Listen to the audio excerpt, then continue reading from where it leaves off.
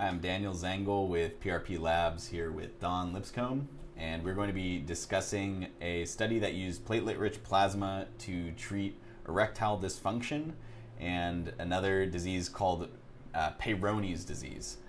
So this is really a hot topic in the PRP industry. We're seeing more and more clinics popping up that are using PRP injections to help with sexual rejuvenation or erectile dysfunction procedures, and there really is not a lot of research. PRP has only been studied in this application on animal models until very recently, and Don has come today with a study that actually used humans that had erectile dysfunction, Peyronie's disease, and there was one woman in the study with stress urinary incontinence, and they're all treated with PRP. So Don, can you tell us a bit about this study? Absolutely. So this study assessed the safety and feasibility of using platelet-rich fibrin.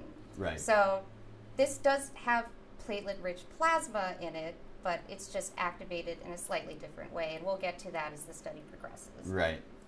So there are 17 patients, 4 males with ED, 11 males with PD. One male patient had both ED and PD, and then one female was also included with SUI, which is the stress urinary incontinence. And this is really a pilot study, right? Yeah. It's like they don't have a control group. You've got 4 different conditions, including the guy who has both. And not very like gender fair, I guess. Right. This is more focused on men's reproductive health, right, I think. So in this study, PRP was prepared by collecting whole blood from each patient, and then the blood was centrifuged to isolate the red blood cells from the white cells, platelets, and plasma. So the red blood cells were discarded, and the supernatant was taken basically off the top, and that remaining solution constituted what they considered PRP.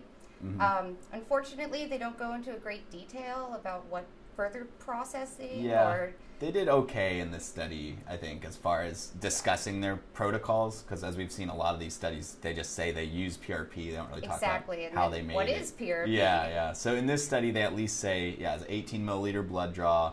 They added 2 milliliters of calcium chloride to stimulate it. They centrifuged it one time, as far as I could tell. So really, the PRP that they end up with, I think, is 5.5 milliliters from an 18 milliliter blood draw. You got to figure if their process was 100% effective, they'd be close to 3.5 times platelet concentrate. But in reality, it's probably much lower than that, probably somewhere between 2 to 3 times platelet concentrate would be my guess. Yeah, there's probably a lot of standard deviation of probably up to like 25% going in both ways. That's true, yeah, especially with a procedure like this that's kind of ambiguous. But what I really liked about this study is I really think that the authors thought about this from a biological perspective.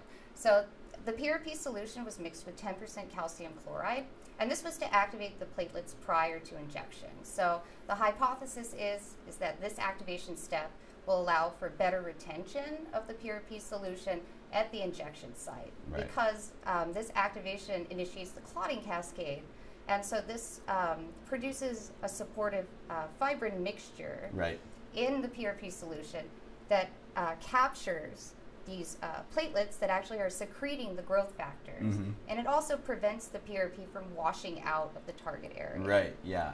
I thought that was really interesting too. So, they activate the PRP in this study, and as we know, when you activate PRP with calcium chloride or thrombin, it turns into platelet-rich fibrin, or as they call it in the study, platelet-rich fibrin matrix, which is the same thing. And so they'll use that sort of gelatinous activated PRP for like cosmetic applications or like surgery, like oral surgery. They have to get these basically they make a clot from your blood and put it in there. And what's interesting about this study is they activated the PRP, but within 10 minutes they injected it to make sure it wouldn't be too gelatinous, basically, in order to be injected into the body. So that was very good strategy. I think so too.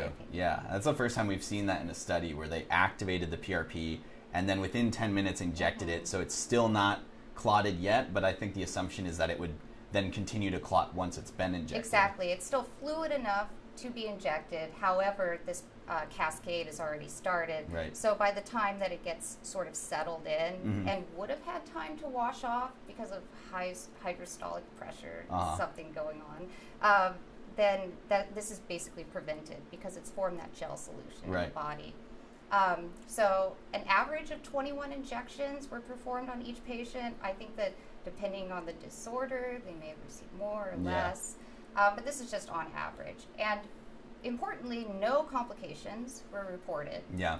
And after follow-up, 80% of patients subjectively reported improvement. Yeah.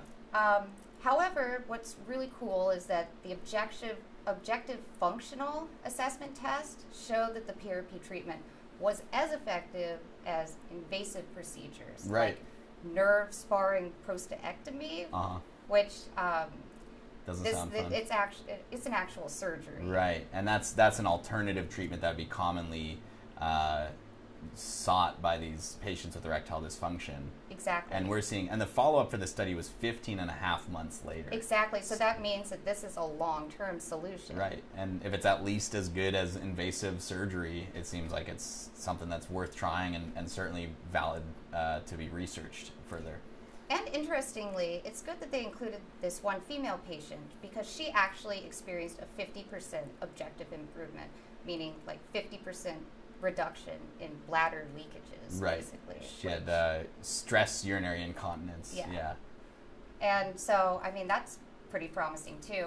So I do think that future studies should consider adding a control to ensure that the results are not the product of a placebo effect, because with a lot of these sexual dysfunction disorders, a placebo effect is pretty common in subjective reporting. Right. And then hopefully, now that they've shown the safety and efficacy in this study, it'd be easier to find a larger patient volume to have a more robust study as well. But yeah, I think this is overall really great, has great potential as an alternative procedure. Absolutely. All right, Don, thank you. We're going to have some more videos on PRP coming right up, so stay tuned.